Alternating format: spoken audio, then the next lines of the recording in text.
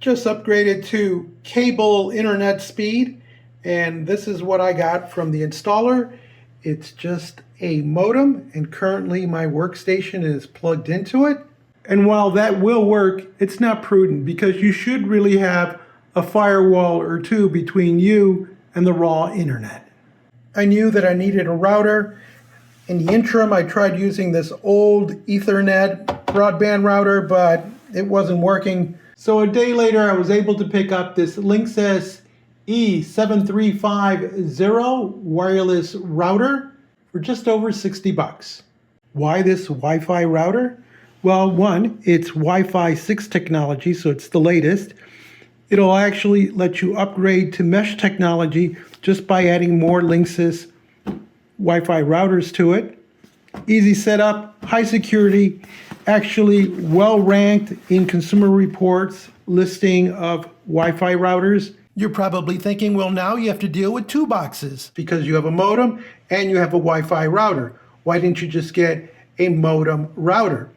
Simply because if I decide to break away from the cable company and use another service, I can always repurpose this to work with any other service, whereas if I'd gotten a modem router, then I'd just be stuck with a useless device. Let's take a look inside the box and see what we get. We have a transformer, so that's the power supply. We have a data cable, and usually they're yellow. This one's black. A manual, and the actual router.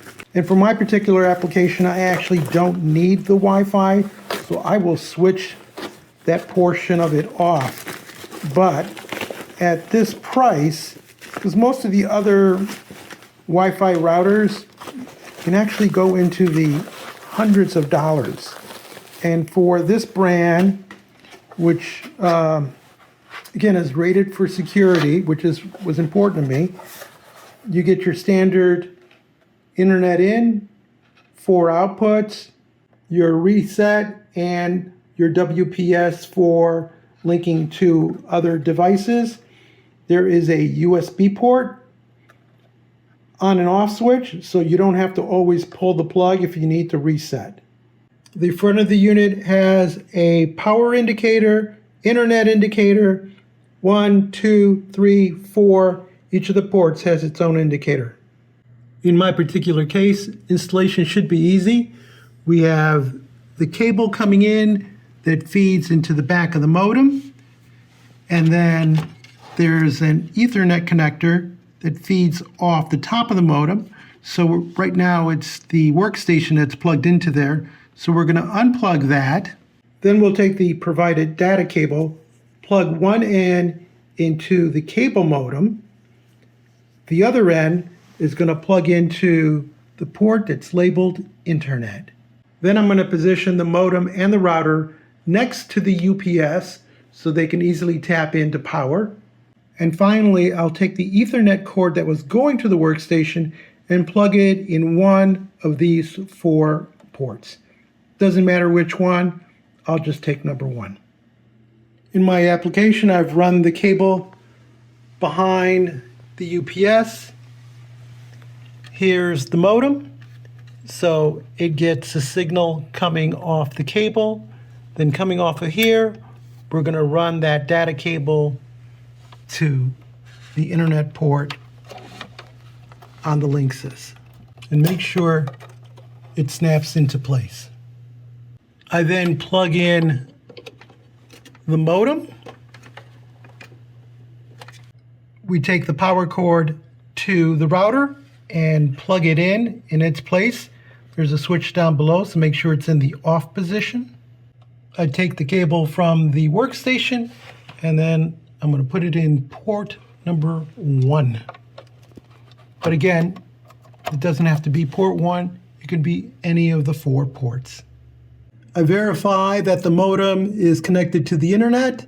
Then I flip the switch and you should get a blue light indicating that there's power. Now, before you can actually connect to the internet, you'll have to go into your manual, and in step 4, they tell you the network to connect to, and they give you the password. On Windows, you may get a prompt to connect to a network. Tell it yes. Normally at this point on a PC, you would select the internet icon. That gives you a list of all the available Wi-Fis. Select the one that's indicated in your manual and use the provided password to log in. Since I won't be using the Wi-Fi function, I open up the web browser and type in the following address: http:// no spaces, .local. Hit enter. You'll get a prompt for a let's get started. Just simply follow the steps. Once you follow all the on-screen prompts, you might get a final prompt to upgrade the firmware. It would be smart to do that. Once you've completed all the prompts and the firmware update, you are at the system's status page.